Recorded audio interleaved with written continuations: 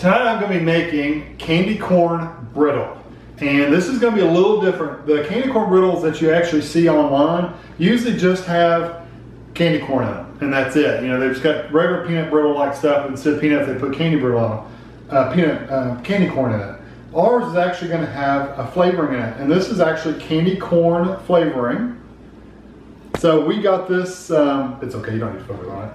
Tammy ordered this online. I'll put a link down below where you can get this. You can get flavorings for just about everything. So this is just happens to be candy corn flavor. So this is going to have candy corn flavoring mixed in, and we're going to actually have candy corn in it. So traditional peanut brittle recipe, it's got 1.5 cups of sugar. It's got 1/3 of a cup of water, which is just water. 1/2 cup of corn syrup, and it's a light K-Row corn syrup is what we use. You can use whatever brand you want, but make sure it's the light kind. 1/2 teaspoon of salt, 2 tablespoons of butter, 1 teaspoon of the flavoring. I may actually go with the 2 teaspoons. I'll probably actually go up to 2 teaspoons of flavoring for this, so I need to change my recipe. So 2 teaspoons of the flavoring. I'd rather have it strong than just barely there. And then 1/2 teaspoon of baking soda. And then we're just going to use this whole container of the, it says 1 cup. This is about, it's probably around a cup of candy corn. We were going to use vanilla in here, but then we remembered we were going to use the flavoring. If you want to make peanut brittle, you would use a teaspoon of vanilla to make it, where since we're going to not use vanilla. So that was there, I just forgot to move it off. So the first thing I'm going to do is I'm going to start out with my sugar. And again, it's 1.5 cups. And you want not a huge pan, but this is just the bigger pan I have. It's already got some nicks and bumps and scrapes from the last time I did candy. So I just thought, you know what, it's already got the bumps in there. I might as well go ahead and use it again so it doesn't get scraped up a new pan. So that's why we're doing this one. Okay, there's my 1.5 cups of sugar. I want my water. And my K-Row syrup. I'm gonna have to get a spoon.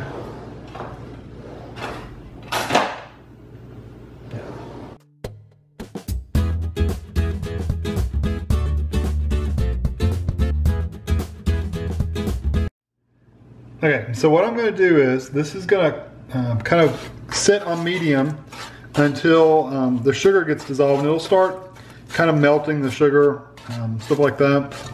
Once it pretty much gets dissolved, it doesn't mean it's clear. I've done this before and it wasn't clear. It's always going to be a little cloudy, but it won't be like this. It won't be this really thick, sugary mixture. It'll be thinner, like almost like a thick water. So once it reaches that point, you crank your heat up just a little bit and let it start boiling, and you're going to use a candy thermometer, and once it reaches 300 degrees, then I'll be back to show you what you do next. Okay, I've got a foil-lined cookie sheet, and it's greased, so it won't stick on there. I just use cooking spray and sprayed it on there. I'm going to go ahead and open my candy corn because all this stuff kind of goes quick once it heats up. I cut my butter into pieces so it'll melt a little easier, and this is the 2 teaspoons of the flavoring, and it smells very, very strong. So, and then my candy thermometer is ready to go once this starts getting pretty melted. And you can see it's pretty much melted. It's there's no real sugar crystals floating in there. It's pretty much just melted with the K-Row syrup. So what I'm going to do is turn my heat up to about medium, and it's starting to bubble already.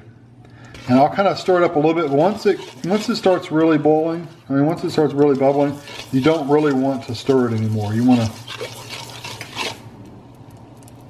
yeah. So I'm gonna get my candy thermometer in there.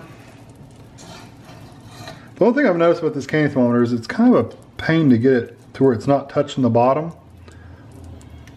I like it though that it's digital. I do like that. But you just gotta make sure it doesn't touch the bottom. So, like I said, you just let it sit. Don't do anything with it until it reaches 300 degrees. Once it reaches 300 degrees, we're gonna take it off, put everything in there except the baking soda, and then I'll be back. Okay, it's at 301 degrees, 302, so it's definitely definitely done. Yeah, good. So you take it off the heat. Thank you, camera lady. And you drop your butter in there. And your salt. And I'm gonna stir it up and then I'll add the flavoring.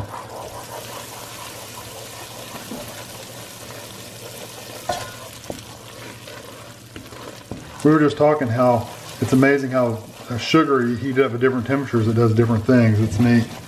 Adding butter just did that to it, you know? It's pretty cool. Okay, this is the flavoring. I just want to get it good mixed in. Shoo, it's hot. Okay, now my baking soda. And this will make it foam a little bit, but not super bad.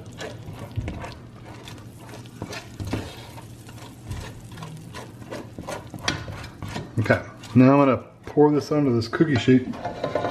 Oh no! Oh no, you lost your spoon. Oh no, I lost my spoon. Don't burn yourself. It's not worth it. Oh, you're gonna have to get a new spoon. I have to get a new spoon, but that one's nasty. New spoon, new spoon. On the side, the dark ones. Yeah. That's more work. Use an old school spoon.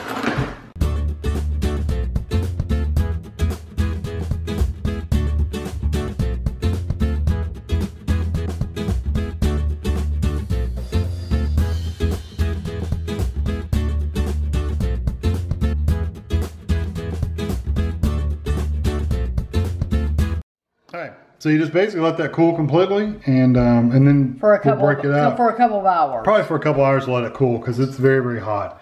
So anyway, we'll be back once it's cooled off. Alright, this has been cooling for at least a couple hours. You can tell it's very stiff. I'm just going to start kind of pulling it off here and breaking it.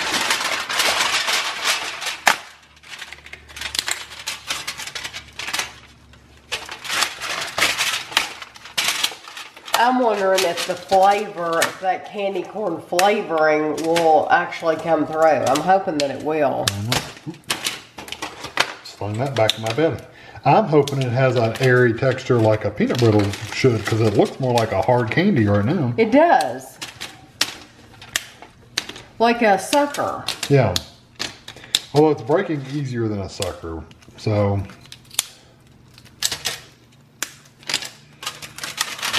It's very pretty. It is. I'm wondering if we could have put like food coloring or something there to make it oranger. You know? I don't know. Probably, but the pieces of candy really stand out. Yeah, I'm almost glad I didn't pour it in there and coat them. Right. I think they would have just melted. Okay. You want to try a piece, or? Sure. You want just a piece by itself, or a piece of candy corn in it? You want me to just try it while I'm filming you? Yeah, here. Just try that. We won't be fancy.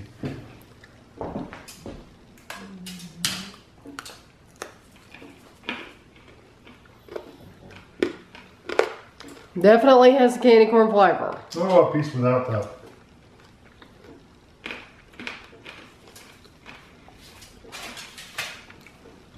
Not bad. It's thinner than I was hoping for. Thicker. What do you think? I love the texture of the candy corn. Try a piece. You got a piece.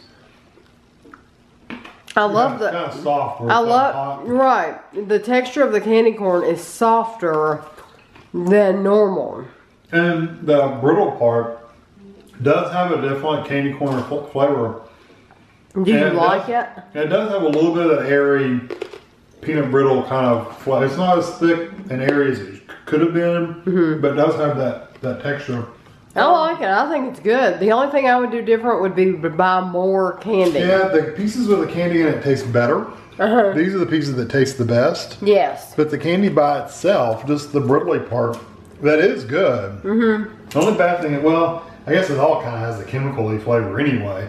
The flavoring is a little more artificial, but the candy corn's artificial anyway. So, right. You know, I like it best with a piece of candy in it. Yeah, So, I do too. So it does work. the recipe works. I would get a bigger bag and sprinkle them more liberally on top. Make sure it's all covered, because the piece with the candy, you bite into it, it really just softens that whole piece of candy. So it's really, really good. So overall, if I had to rate this as a 1 to 5, I'd probably give this one maybe a 4. It'd be worth trying. What do you think?